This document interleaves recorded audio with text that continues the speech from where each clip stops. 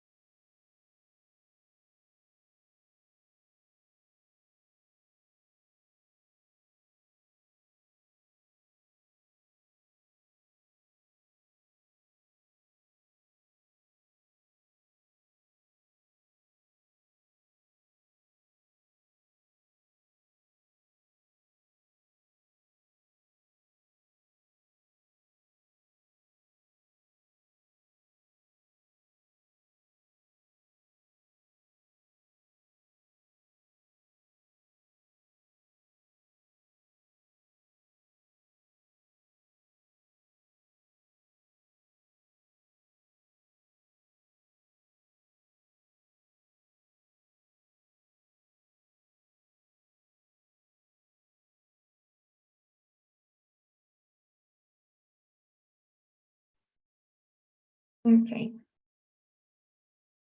So today we will continue working on the reading section. We're gonna remember yesterday we started looking at the question types that we have in the reading section, and we went through one of the different question types, right? We took a look at detailed questions. So today we'll continue looking at the other types of questions. We will continue seeing or working with the same practice set from the ETS, the one about the Tehuacan. So you guys should have the reading here. I'm gonna send you again in case you lost the link.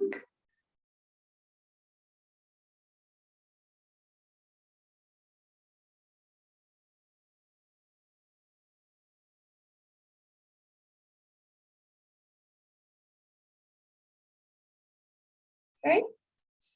And we'll continue, as I was saying, working on the same passage, the same set from the ETS about the Tehuacan. And we'll look at the other question types. With the details so far, now we're going to start looking at except type of question. And in order to see it, we'll be answering question,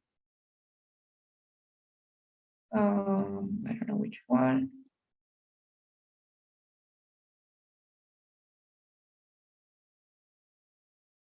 Okay, question 3.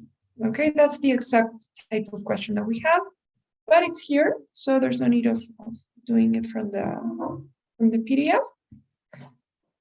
So this question, this type of question is going to ask you, it's very similar to the detailed question we saw yesterday. Very similar. What you have to do is kind of the same, but in this case, they will be asking not for information that is directly mentioned in the passage, but instead they'll be asking for information that was not mentioned in the passage.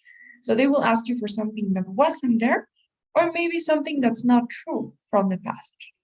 Okay, they are not as frequent as detailed questions, but they are still important. You can get 1 or 2 per passage, and the way to go with these questions is by eliminating options. So let's take a look. Let's see at our first example. So maybe,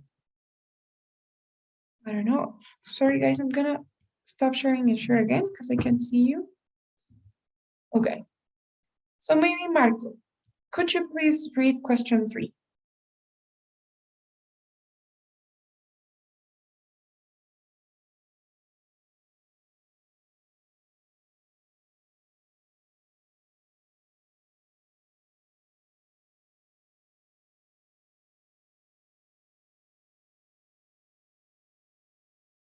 Can you please read the third question? The question that we have. Sorry. I was talking without the mic. Okay, which of the following is not mentioned in paragraph 2 as a main factor in the development of Teotihuacan? A, the presence, that's it? Yes, only the Okay. question. Okay. Mark. So what we have to do for this question is very similar as to what we did yesterday for the detailed questions. We read the question first to make sure we understand what it means. I'm not going to tell you exactly what to do yet. I'm going to give you guys a chance to try to answer the question on your own. The only thing that I'll say is please don't read the options yet. First, try to find the answer and then compare it with the options. So I'll give you guys 1.5 minutes. And let me know what you think, which option you would choose.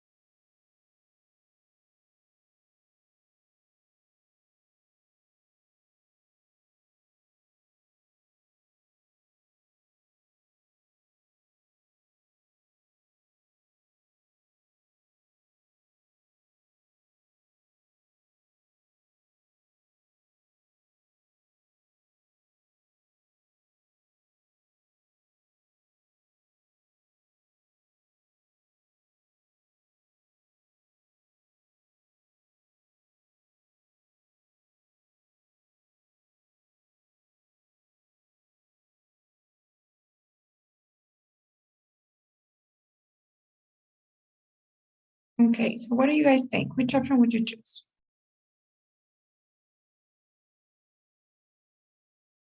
I guess number C. Okay, good, option C. Do you guys agree? Sophia, Cami? Yes. Okay, good. Yes. Perfect. So yes, you guys are right. It is option C, a long period of volcanic inactivity in the Teotihuacan Valley. So some things that we could say for this question. First, the process is the same as we were seeing for detailed questions. So we first read the question, which of the following is not mentioned in paragraph 2 as a main factor in the development of Teotihuacan?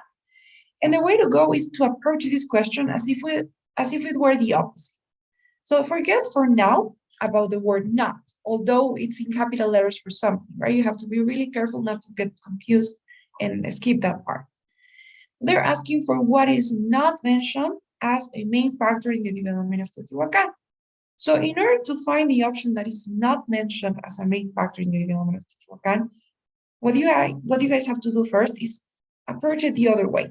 So what is mentioned as a main factor in the development of Teotihuacan? You need to have at least 3 things mentioned as main factors, right, in the development of Teotihuacan, because remember that you have 4 options, and you know that only one of them is correct, which means that out of these 4 options, 3 of them have to be mentioned, have to be main factors in the development of Teotihuacan, and only one is the one that's not supposed to be mentioned, right? So what you're gonna do is you're gonna find the information that answers to the question. What are the main factors in the development of Teotihuacan? You need to find at least 3 in the text. So you look for the keywords, same as what we did for the detailed questions. In this case, main factor development Teotihuacan. Those are the keywords, right? It's important that you guys be really careful when you're taking the reading section, because one thing that happens a lot is that we don't consider these modifiers. These words are called modifiers because they're modifying the noun. You know, it's one thing if I tell you guys a factor, and it's another thing if I tell you a main factor, a secondary factor, a relevant factor. So those are words that modify the noun, right? It's the same as if I tell you picture a car. You'll imagine any car, right? But if I say picture a red car, that image is going to change. So make sure that you always be careful with the modifiers. We're not looking for factors in the development of the Teotihuacan. We're looking for main factors.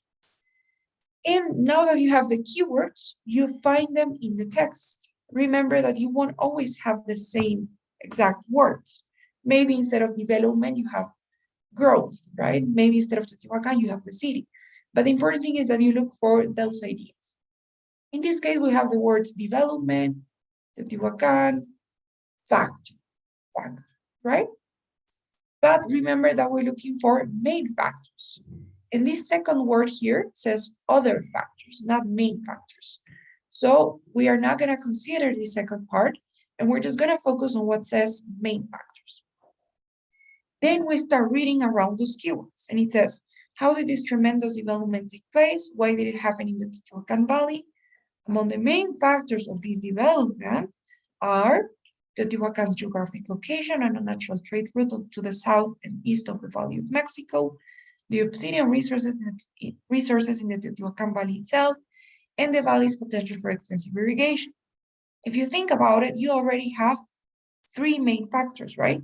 And that should give you a clue, because remember that you need to find at least three. So we already have three, but let's continue reading just in case. It says, the exact role of other factors is much more difficult to pinpoint.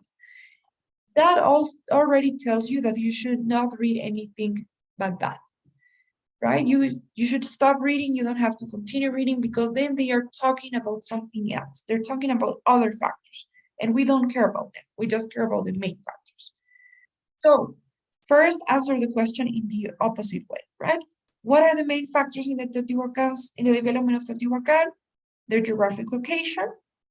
That's one. I'm going to underline them. So one of them is the geographic location or the natural trade route, the obsidian resources, that's another, and the valley's potential for extensive irrigation. Those are the three main factors that we have according to the text. Now that you have answered the question, now you can start comparing those to the options.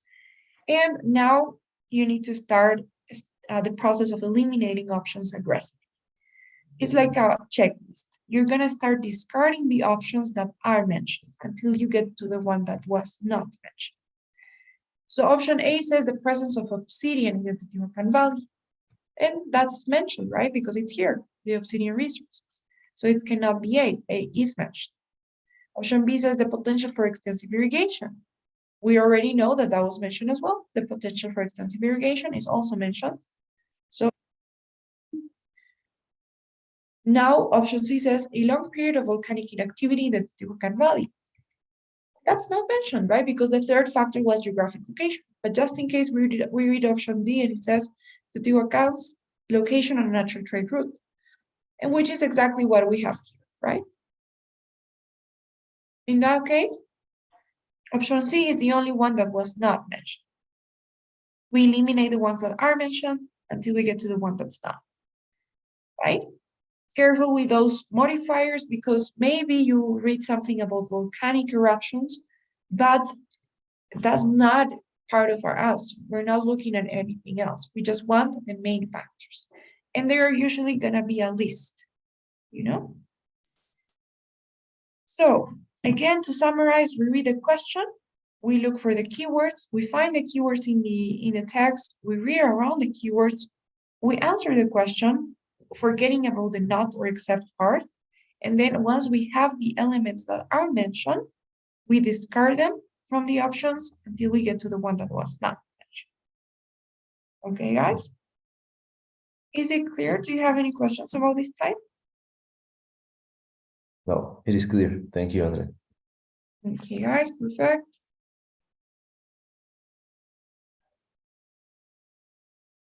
All right. So our next stop is what we call inference questions. Now, these are a little bit more complicated for some students, because unlike the other two types that we have seen so far, detail and except questions, they will ask you for information that's not directly said, that's not directly or explicitly mentioned in the text. But it requires for you to think a little bit more. So you will have to read a little bit between the lines. You'll have to draw conclusions based on the information that you have. So it requires more thinking. It's not just finding the answer, but it is like drawing or like coming or getting to the answer. Do you guys know what an inference is? Does anyone know what inference means?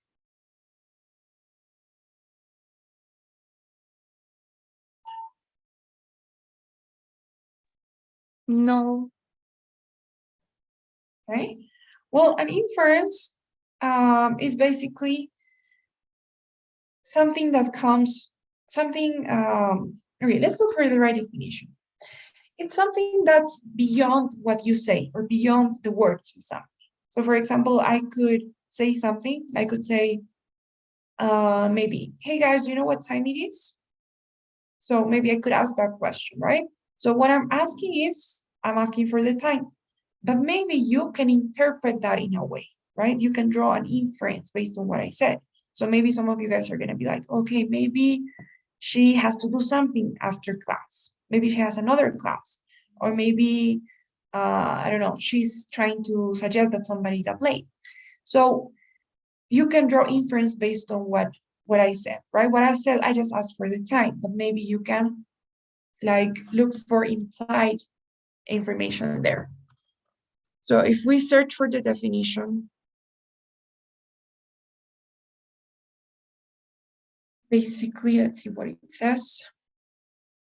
It says a conclusion reached on the basis of evidence and reasoning. That's an inference. So you draw conclusions based on certain evidence, right? Based on certain information. You need to have some basis, right? You need to have some evidence to draw a conclusion. You cannot just make up something just because you want. So it's drawing a conclusion based on something. That's what you guys will have to do. You'll have to draw conclusions based on the evidence that you can find in the text. Okay? You always have two per passage, so they are a little bit frequent.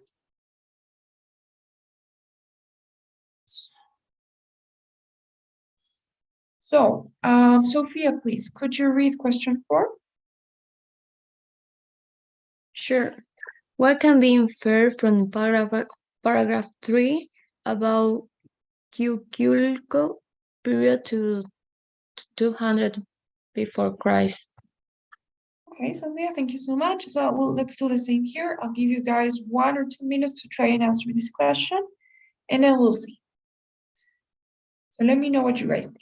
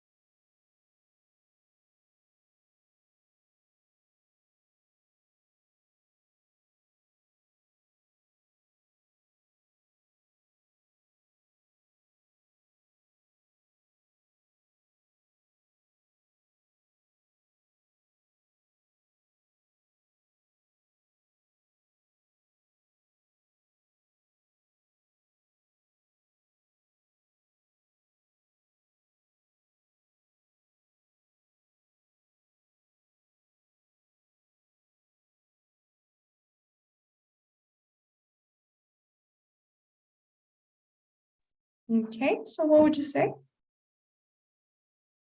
Letter D. Letter D, okay. Do you guys agree? Yes. Okay, good. Tell me why. How did you come to this conclusion? Because it has to be a conclusion.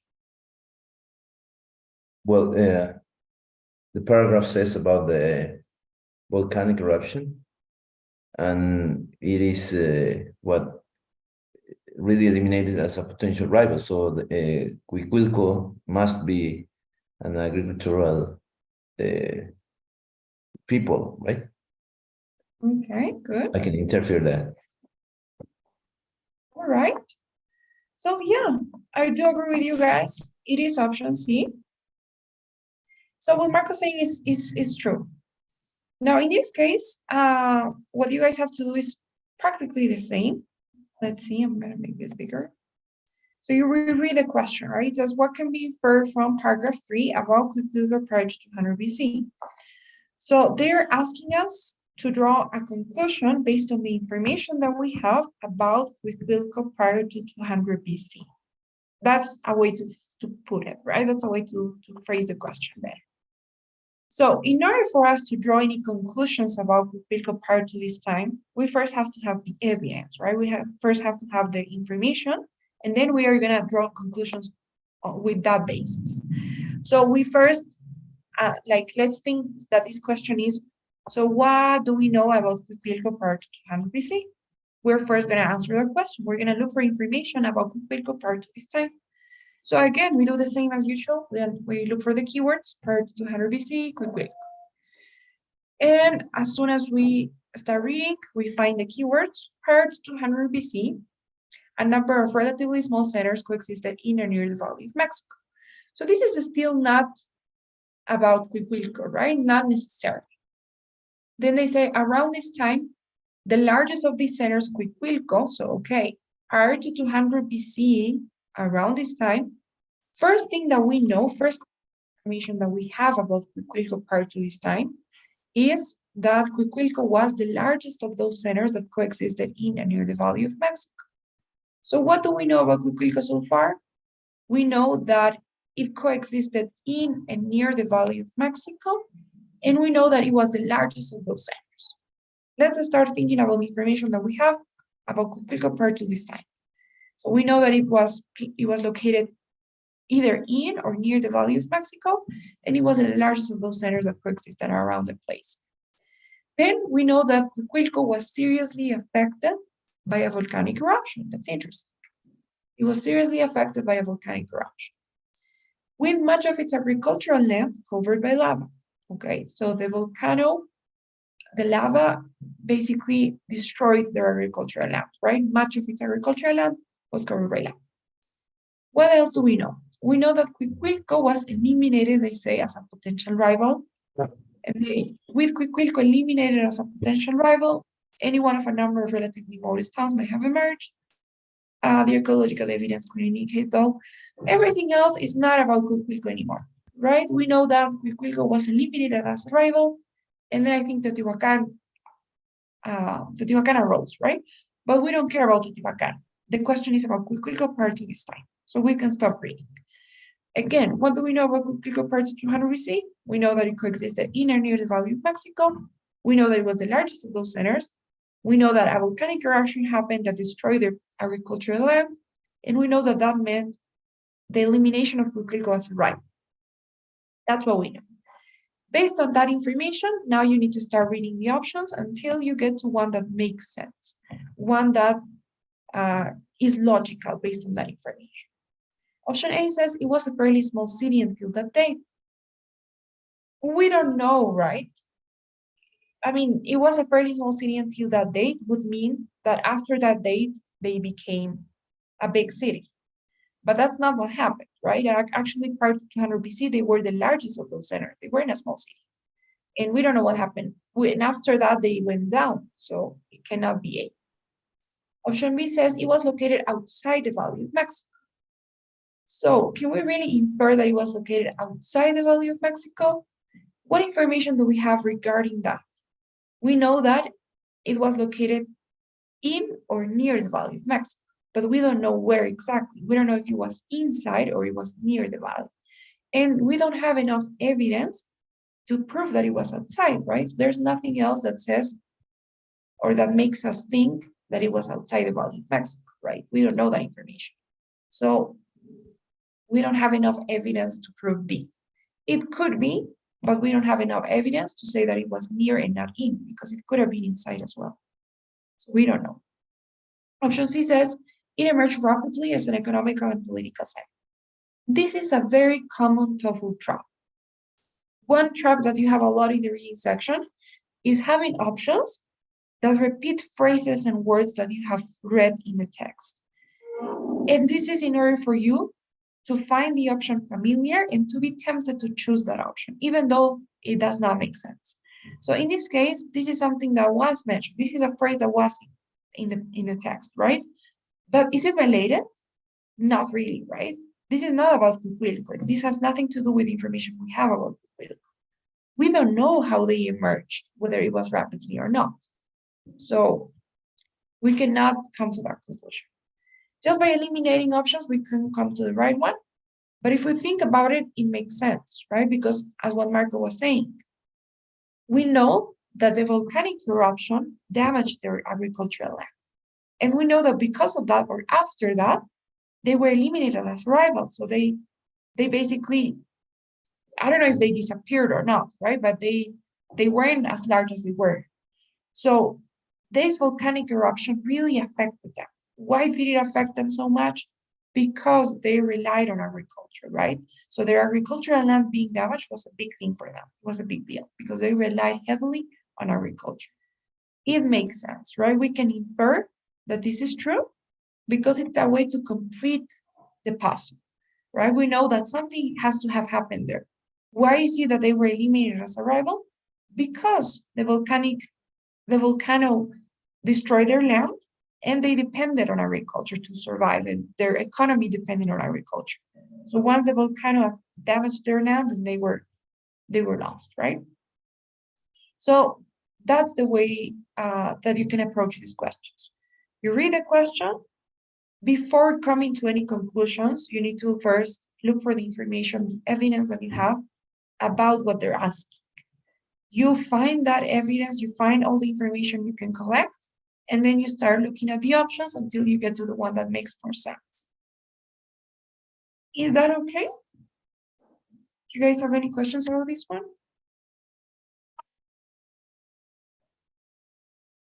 No, it's clear.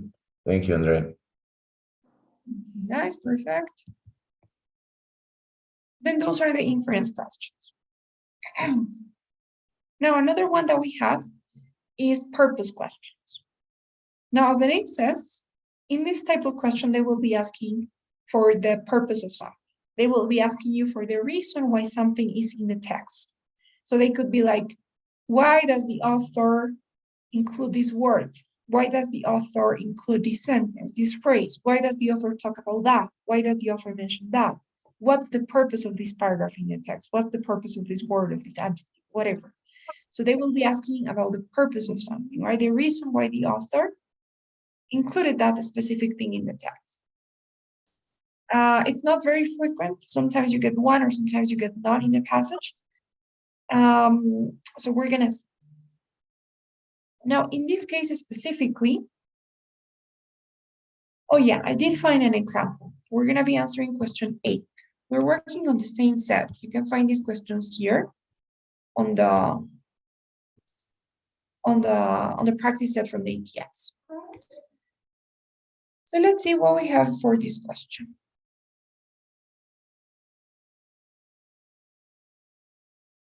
So, Cami, please, could you read the question 8? Okay. In paragraph 6, the author discusses the driving obsidian operation in order to. Okay, great. So, same thing. I'm going to give you guys a couple of seconds, maybe 1 minute or 2. Try to answer the question. This is the paragraph, and then we will talk about it.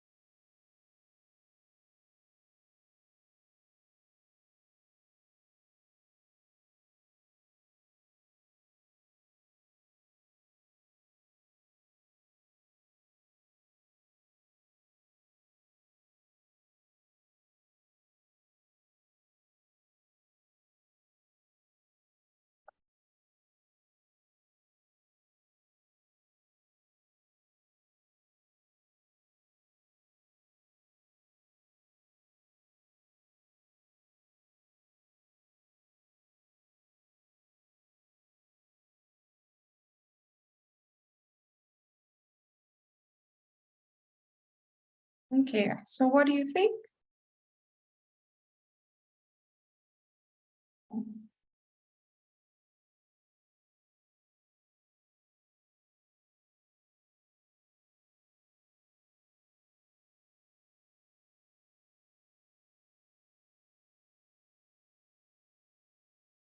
Why does the author discuss the thriving obsidian operation?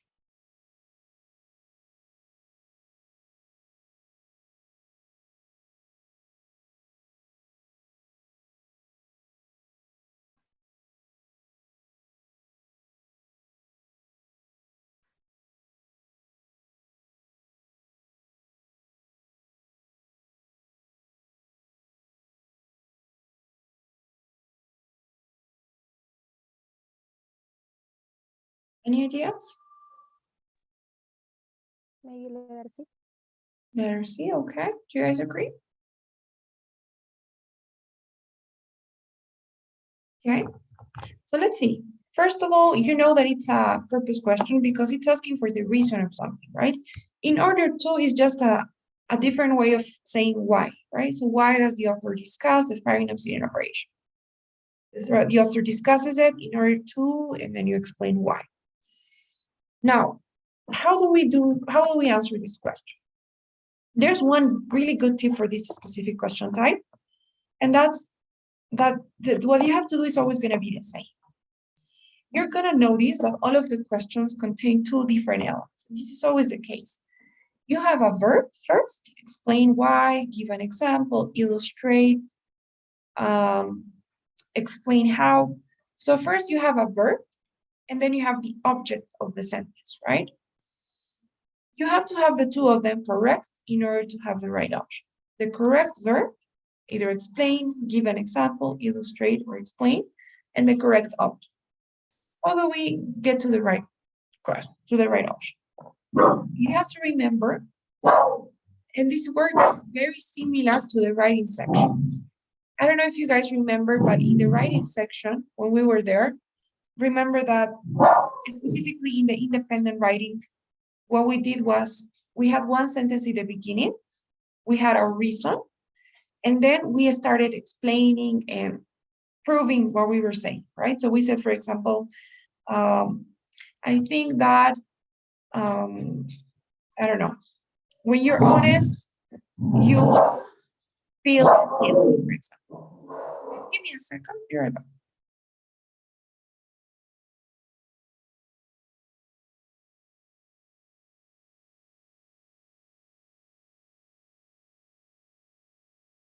Okay, guys, sorry. So in the writing section, what we did was we had our first sentence in the paragraph, and then we had a lot of evidence proving what we were saying, right? So it's the same here in the reading. Every paragraph has a main idea. Every paragraph is talking about one different thing. Every paragraph is a unity.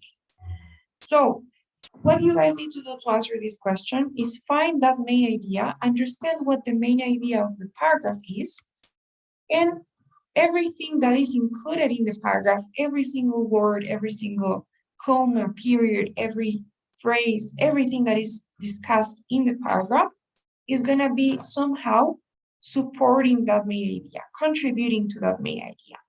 So your job here is to find the main idea of the paragraph. In this case, what is the main idea of this paragraph?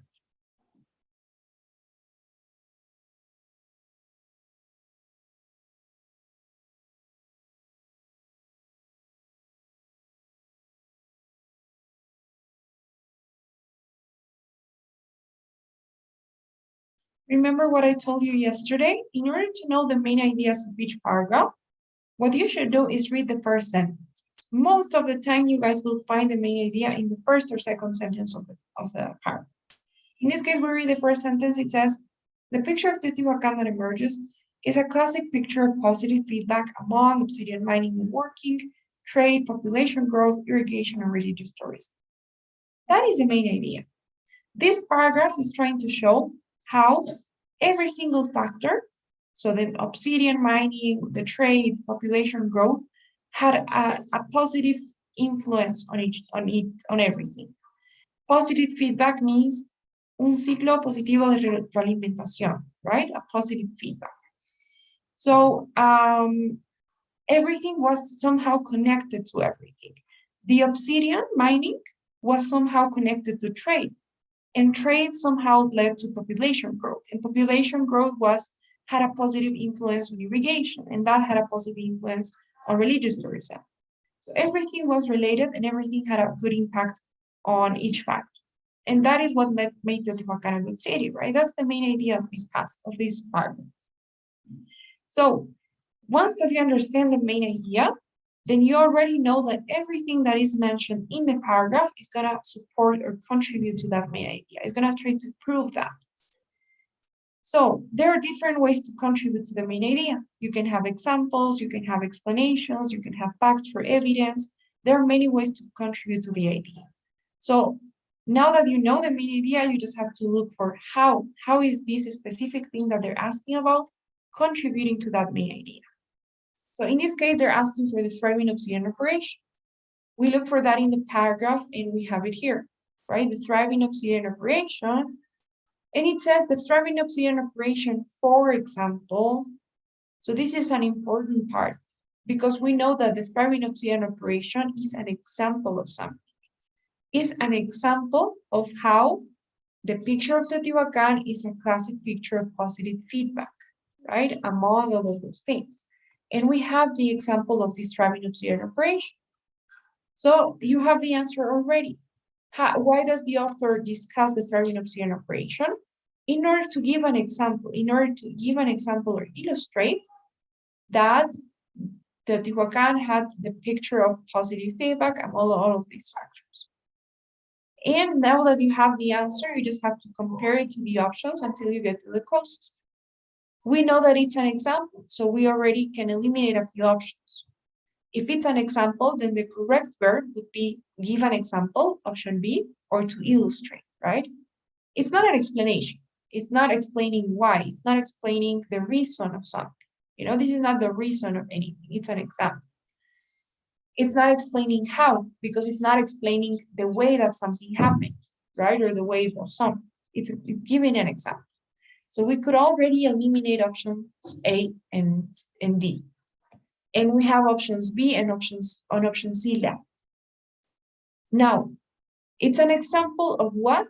Of the main topic, right? And the main topic we said was how Teotihuacan has this picture of the positive feedback among all of those things, right? So if we look at the object, it will have to be option C, as you guys said.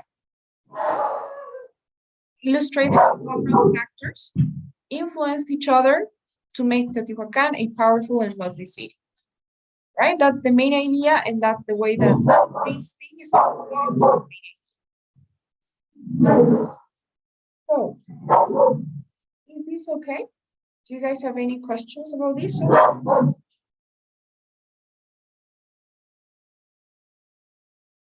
Is it okay? So Yes. in this case, it will be better that if you lost, we just look for the main idea. Yes, exactly. Look for the main idea of the paragraph, and everything there, everything that they ask you about will be contributing to that main idea in some way. The keyword, well, in this case, thriving obsidian operation that was underlined, it will be helpful too.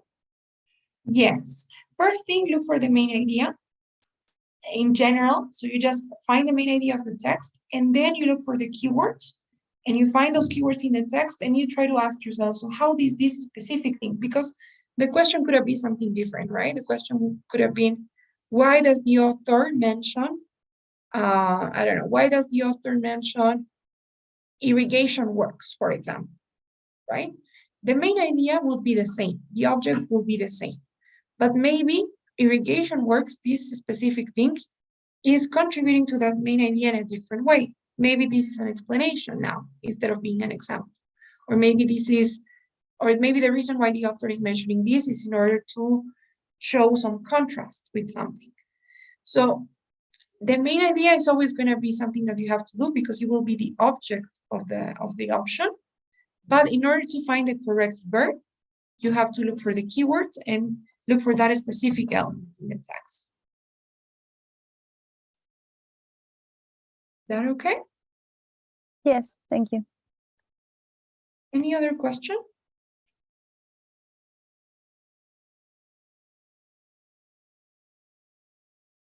Guys, so in order for you to practice, let's do another one of these. Remember that you only have one or sometimes you have none of these questions, right? One or zero per passage. So we only had one in the set that we were doing. So what we're gonna do now is we're gonna answer a question, this same question, but from another text. This is about Charles Darwin's theory of evolution. Okay, guys? So what we're gonna do is we're gonna first read the question. Alejandra, could you please read the question we have here? Yes. In paragraph 4, what was the author's purpose of including a quote that the belief that the complexity of the human eye could have been formed by natural selection seems highly unlikely? Okay, thank you so much. So maybe you could take a screenshot of this, please. Because it's in different slides. So it's a purpose question, right? So what was the reason? What is the reason why the author included this quote, right? That they believe that the complexity of the human eye could have been formed by natural selection sometime in life. Why does the author include this quote in the text? What's the purpose of the quote? Don't read the options yet, right? So just pay attention to the question. Do you have it already?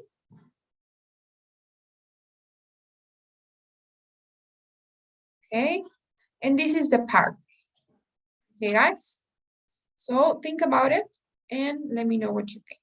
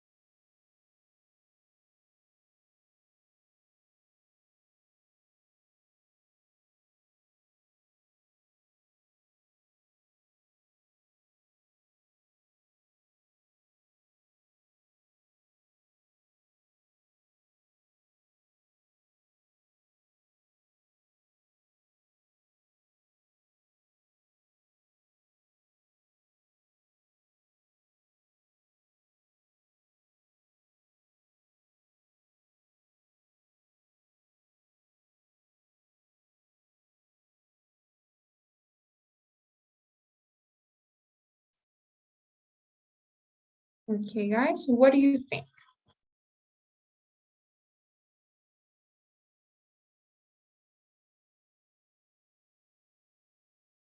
Which option?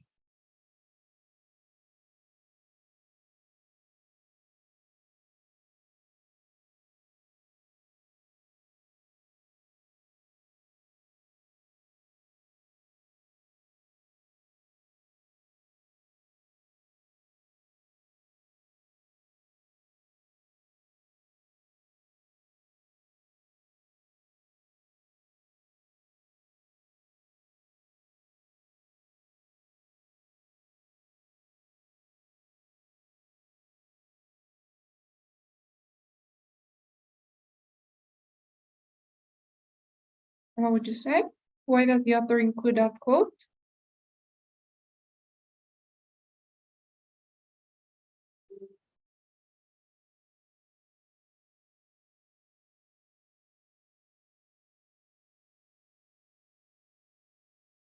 Maybe letter B? Letter B, said? Yeah. To prove that the natural selection, okay? Do you guys agree?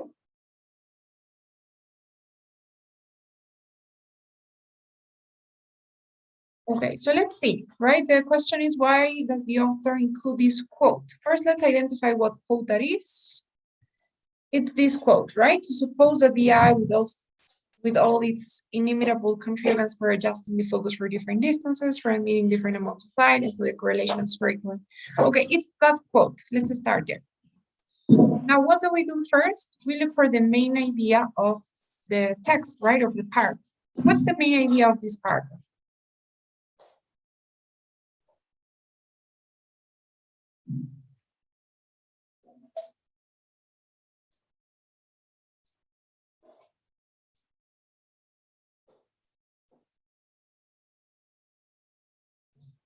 What is the main idea of this paragraph?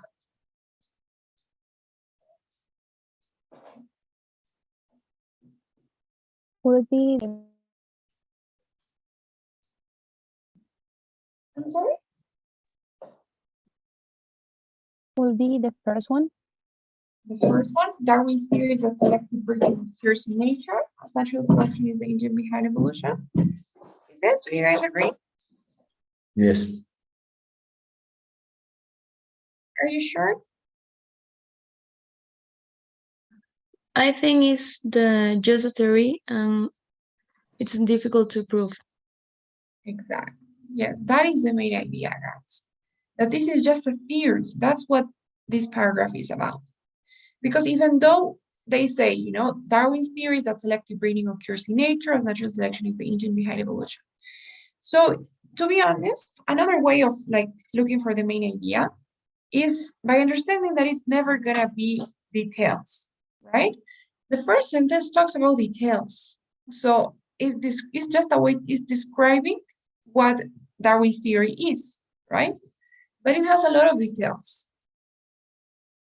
Selective breeding occurs in nature, and natural selection is the engine behind evolution. But those details are not enough for it to be a big idea, right? A main idea. But if we continue, it says, thus the theory provides an excellent basis for understanding how organisms change over time. To me, that sounds better than the first sentence. That could also have been the main idea, but it's not, right? But it could have been. Why? Because it's an argument, right? It says, this theory provides an excellent basis for understanding how organisms change over time. That could be the main idea. And maybe this entire paragraph could be trying to prove that this theory provides an excellent basis for understanding this. But if we continue reading a little bit more, it says, however, there's a contrast in here. It is just a theory and elusively difficult to prove. That is the main idea now.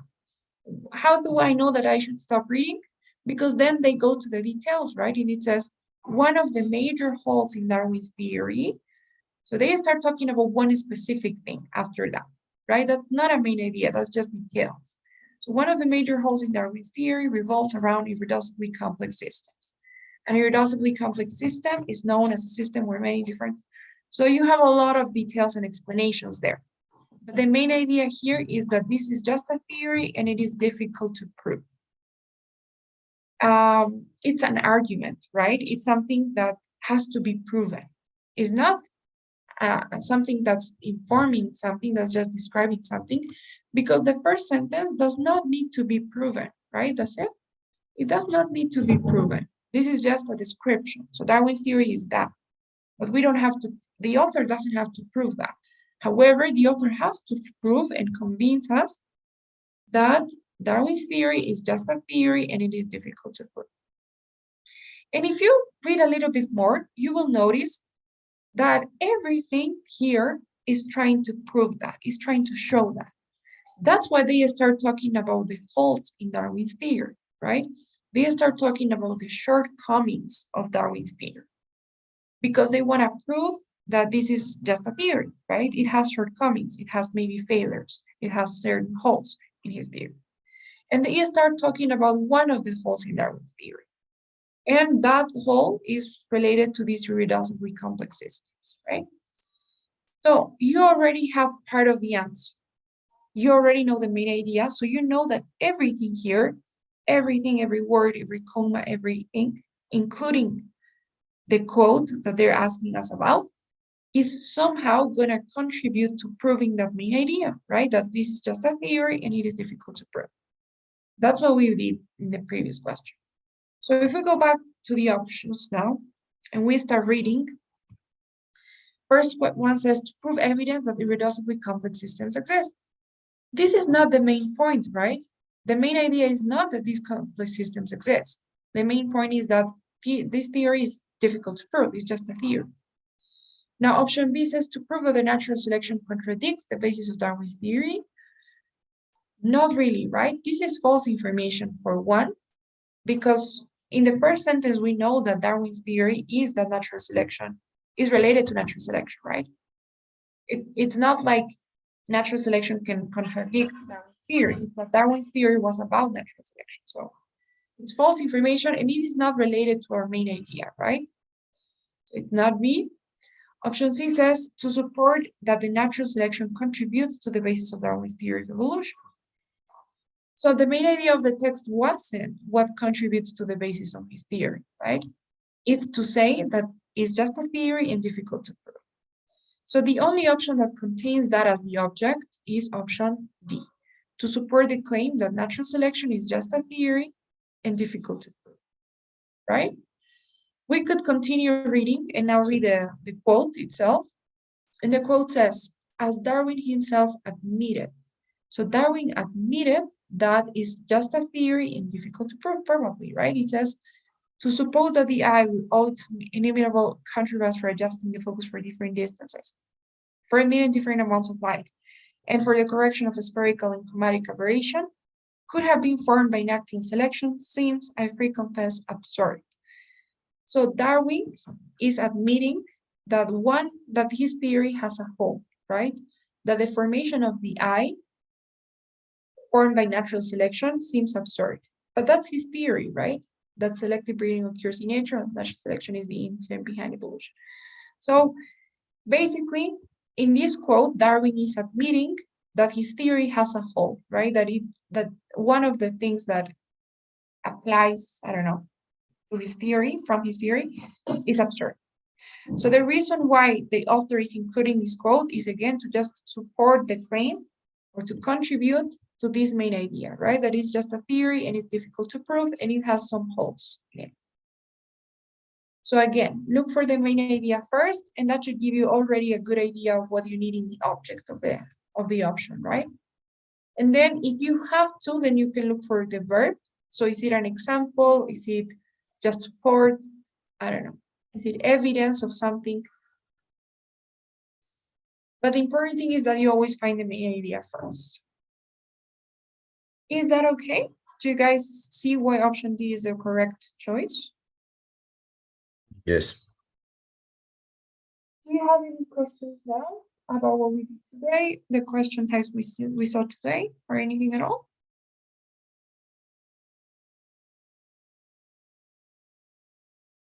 Can you share us the material, the slides, when there is the types of question?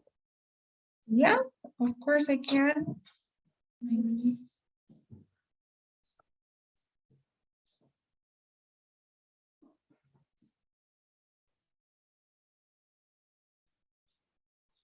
There you go.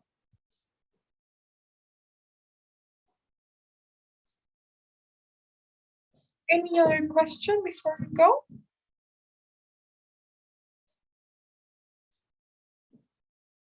Everything clear?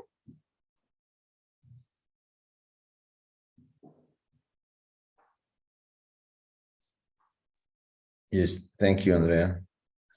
Okay, guys, perfect. Then I will see you tomorrow. We'll continue looking at other question types and practice because we're about to finish. Thank you, bye-bye. Sorry. Please don't go yet. I'm getting our survey. Okay. Sorry about that.